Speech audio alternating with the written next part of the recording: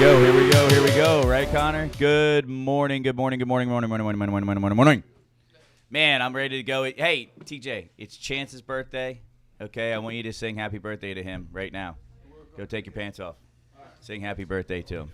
All right? Yeah, good morning, everybody. Good morning. We are ready to go this morning at 6:35 with Soul. Good morning, Jerry. Good morning, Danielle. Good morning, Davey Clark. I see you're on here watching. Good morning, Davey. I'm glad that you just got out of bed.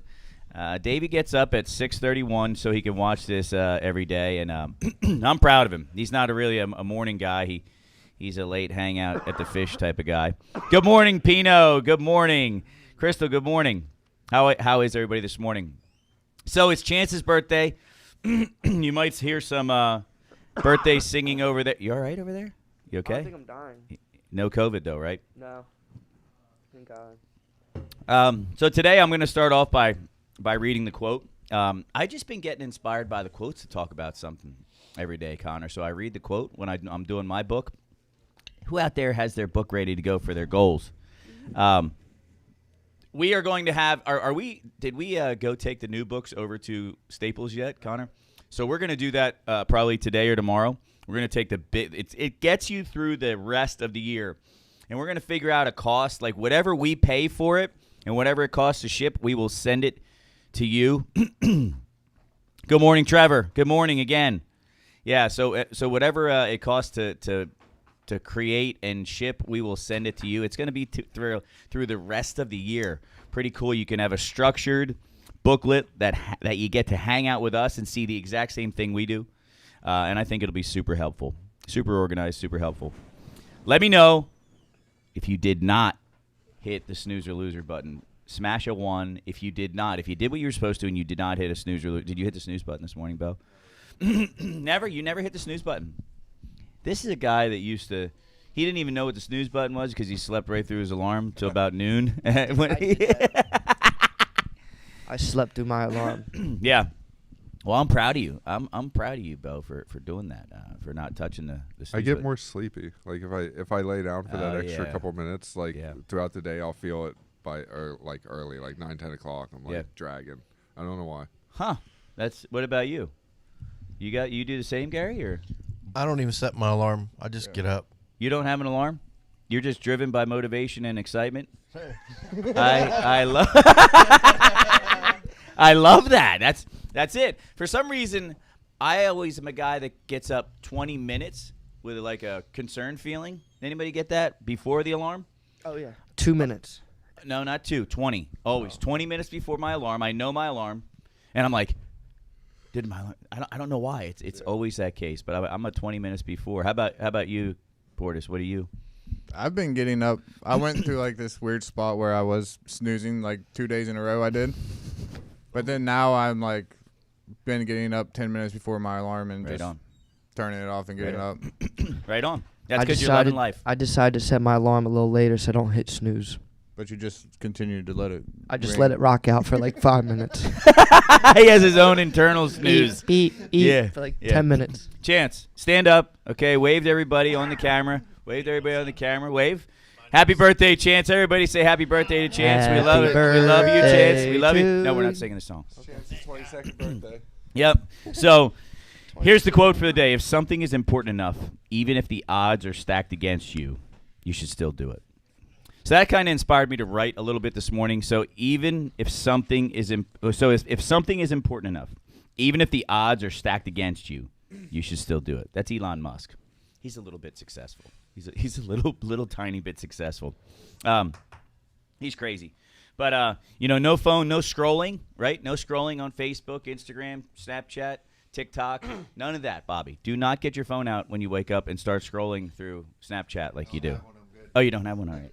So, get your gratitudes, write your gratitudes. I still have one to write this morning, waiting on that because just getting in touch with my feelings after we're done here and spending a couple minutes before I get my day going. That's right. 2 minutes of process. 2 minutes of process on your goals, on your day, just to get into the emotional side of what you're doing. That's part of the booklet here. You could check that off if you do it. And the other part is send a nice text. Who are you sending your text to this morning? I want you to send a nice text to somebody. You too. You too. Okay, I see you over there looking the way you look, okay? You got coffee smoke coming up, right? Who are you sending a nice text to? I want to know. I can't say. That would ruin the surprise. No, all right, okay. Something really, really, really nice out of your way for somebody this morning. Say something nice to somebody. Get their day going with some happiness. Make them feel grateful to know you, Bo. To know you. Pick a family member and send something awesome to them that they're like, what is Bo relapsed. He's drunk right now. He sent me an I love you, all kinds of stuff, okay? So I want you to pick a family member and send that to today, all right? Promise. And you got to share it with the guys. So, I want to tell everybody, think back. I look back at my life, and, man, it's cool. I'm looking out there, and I get to see look at that flag out there, the American flag blowing in the wind with that sunrise over there, Connor. Are you looking at that with me? That is pretty cool. Anyway, my greatest motivation came from experiences in my life. Yeah, there was the squirrel thing. Elliot just sent me a text, and he said, "You have really nice eyes." I am, I just got that warm and fuzzy feeling in my belly. Okay, that's it. Gary, I see where you're going with this. Don't do it. Okay? Thank you, Elliot. I'm going to send one nice to you this week, too. So, my greatest motivation, for sure, I'm a guy that gets motivated from my losses, right? Like, I don't know if you've ever played a game with me or a sport, but I despise losing at anything, especially a sport, a game. I don't know what it is. It's always been that way. My boys are that way. Oh, my gosh. Tanner, if he loses, will literally, if he has a hammer with a spike on the back of it, you know what I mean? Like a steel, he will drive it right through your head. He gets that pissed when I am not a good sport when I lose. I've worked on it. Racing, guys that used to race with me, they'll tell you when I lost a race, my helmet would go 88 miles an hour through my trailer. I was not a good loser in that way. I'm not proud of that. I'm just telling you that I'm very, very, very, very motivated by my loss. Good morning, Antana. Good morning.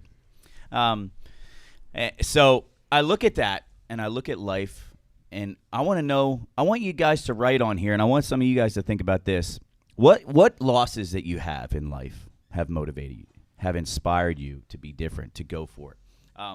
I look at something that was very, very important to me that moved me to start the program. Just my relationship with my kids through my life, and the losses in that, and the things I did, and running from life, that part of my life. Running from being, I would say, a good parent for a period in my life. That motivates me to really help people, especially those that have kids. I don't want anybody to go down the road I went down and cause the pain that I caused. That was the number one reason that I started this, and it's still one of the motivators in my mornings when I'm having a tough time, and need a little extra push. That I look at a loss and I get completely and utterly motivated. And so it's crazy that the experiences in my life that I never want to happen again motivate me. How about you guys? Anybody? So with what just happened up in Warrington, like that loss to now that we're on a similar job, it's like I just go in the mindset like this is never going to happen again. There you go. Boy, that's great. Yeah. But I look back at like nobody wants to go through what you did there. Nobody wants to have that feeling and talk about like a mistake like that. But like I believe if you all look back and really share this with me on here. Good morning, Julie. Good morning. I want you to share this with me on here. Like, think about a painful loss, a fail, an L that you've been through. And I failed as a dad. I failed in life as a dad, a provider. I failed miserably through my life at caring for others. And I look back at that, and it drives me every single day. So how are you, I guess this is also part of this, is how are you looking at the failures and losses in your lives. Because if you're not going to pay attention to them and look back to go forward, you're never going to be disciplined.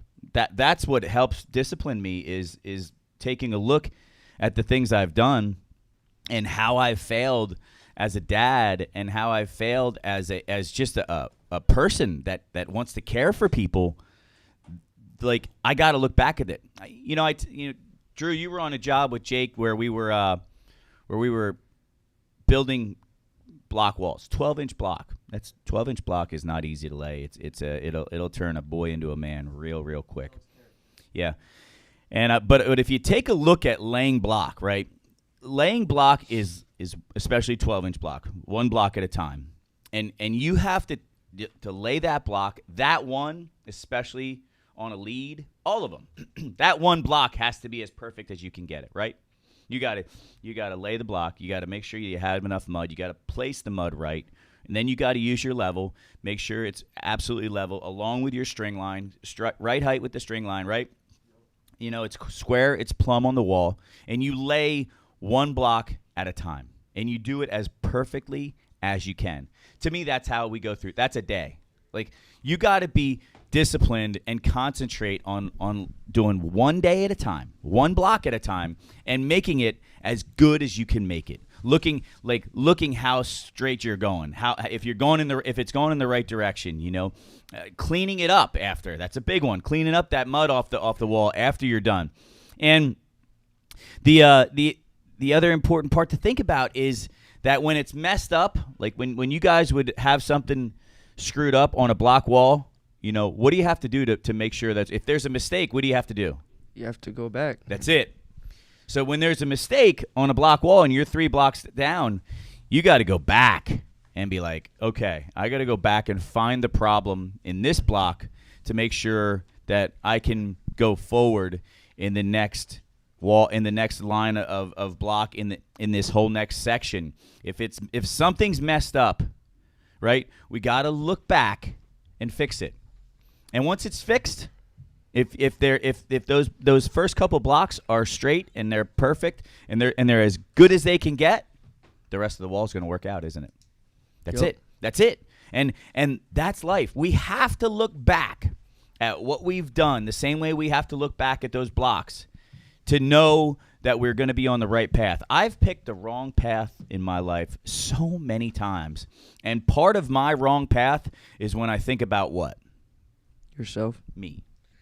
And wants, desires that have nothing to do with you.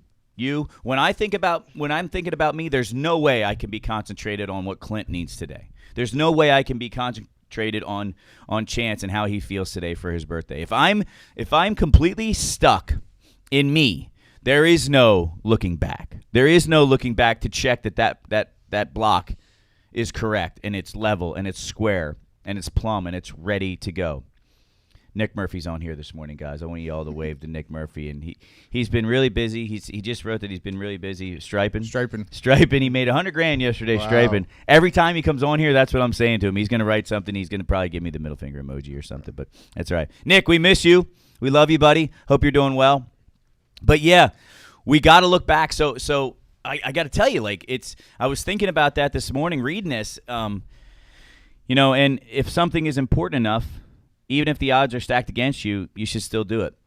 The truth of the matter is, guys, that odds-wise, statistics-wise, especially if you've been to traditional – I remember being in traditional treatment, and my last week there, we had this whole, ceremony, and the guy told us that, look around. I think there was 100 of us, and he's like, 2 of you are going to make it. And I remember being like, whoa. First of all, why are we talking about this? Why are we talking about negative odds? And he was trying to be inspiring, but I remember looking at the odds of thing and saying screw that. The odds definitely the way we've practiced our lives, the way I practiced a certain lifestyle for so long, that tells you that the odds are stacked against us. There's not 200 people a day dying from addiction and drug overdose. 200 people a day dying from that. Our jails and institutions and prisons are stacked full, right? We spend 80 billion, over 2 million people are in prison, right? So being a loser is easy, right? So the odds of being a loser once you are one, I'm just giving you my honest feedback. It's very easy for me to comfortably step back into scumbagness. Like, I know it well. I know how to be a scumbag. I know how to be a loser. I know how to hurt people. I know how to be completely self-absorbed and not think about a single person out there. I know how to walk out on my family. I know how to go just focus on what I want to do. I know how to run from any adversity and just walk out on my family. I know how to do that. And so because I know how to do that, the odds are that it's pretty easy to go back and do it that way again because you practiced it for so long. Go ahead, TJ. I know you got something to say there. I was just going to say, like, if you're going to go by the norm and by the statistics, you're just setting yourself up for failure. You're like, you got to look at the bright side of things. I agree. You and I remember thinking that, like, man, you're telling us all this. It's almost like we want to look at that. I don't want to look at. I don't care. Like this says, even if the odds are stacked against you, you should still do it. 100%. Like even if some of you in here and people that I've gotten to talk to over the weekend, they've had 20, 30 years of straight hell that maybe they didn't. They've had really tough situations, and it's going to be really, really extra hard to move forward. But, man, if that past doesn't motivate you, that loss doesn't motivate you to kick ass today, man, it's like I don't know what will. Go ahead, buddy. Well, a part of me, too, is like I don't know if this is where I go with it, but, like, is motivation to, like, prove people wrong, like all the people that always doubt me. Sure. Like, I remember in high school, like, I was off football for like two years, freshman, and then my sophomore and junior I didn't play. Mm-hmm. And I focused on basketball, and people were like, "Are you sure you're going to be able to do this? Like, go back to football?" Yeah. So it was like, tell me I can't do it. Yeah. Yeah. And I don't think there's nothing, I don't feel that there can be anything negative to trying to self-motivate, because that motivation is going to create the discipline to do it every day, to get up and train, to do what you need to do. So like I said, I would really like you people online here on Facebook to share with me what motivates you. What's the loss that motivates you? Ricky says, "Good morning. Thank you for caring about other brothers' lives and giving them life and sobriety." They do it, Ricky. I don't do it. I'm just a conduit, man, to speak to these guys. So thank you, though. Nick Murphy says he loves you guys. He's on here watching it, like I told you. Thanks, Nick. We love you too, man. Jerry said, losing my son to drugs. I failed him. So that's a big one to, she says she stays connected to the addictions community. I love that, Jerry. Thank you. Like you gotta look back to be able to go forward. But in doing that, okay, because Jake, we talked about block and how you have to look at the last couple blocks in order, if you're making a mistake, you got to go backwards in order to go forward in the right way. But in doing that, you also got to let it go. That's a big piece that I think maybe we can have another topic on that tomorrow.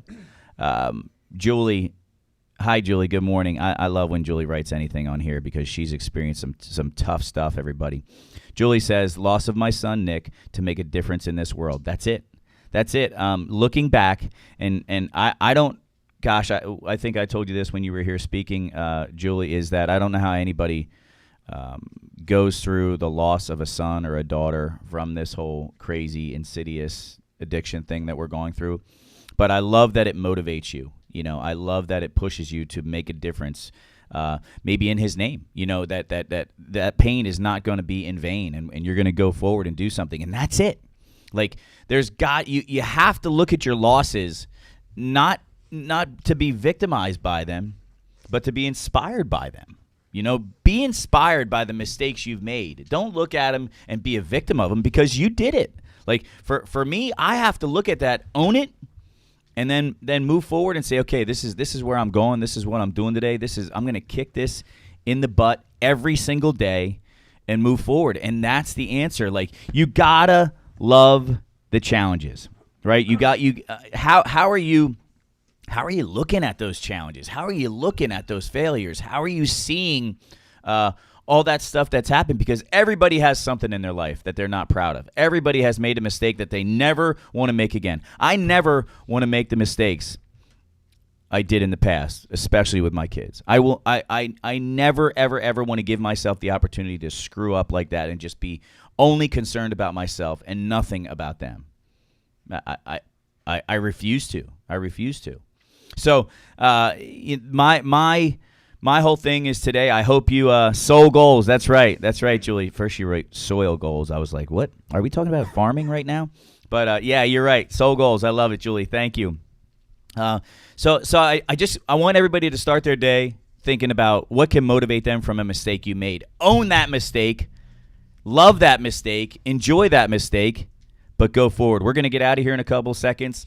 But I just want to I want you to really follow through on this on the gratitudes today. Be thankful for something. Schedule your day. And if there's somebody out there you know that needs some help, they may early recovery. Heck, they might be in recovery for a while and they're just struggling. Have them call us. We'll send them a book. We'll send them this template on how to start their day with us. That's what we're here for. We're here to reach the lost. We're here to reach people together as a team. And all 20-some of you people on here, you're part of our team. Share this out. I'm thankful that you're up and at it every morning with us. It's really, really cool. Anybody have anything to say? Do you want to say anything, Jesse? Do you want to say good morning to everybody, or you want to say happy birthday to Chance? Which one do you want to say? Happy birthday, Chance. He slept naked last night. Did he? Did he? That's very good. Thank you. It's quite the show. Him and the dragon. All right, y'all. I don't know where that came from, but thank you, Jesse. You all have an absolutely awesome, awesome day. I love y'all. And remember, right, whatever you do today, do it with soul. Have a great day.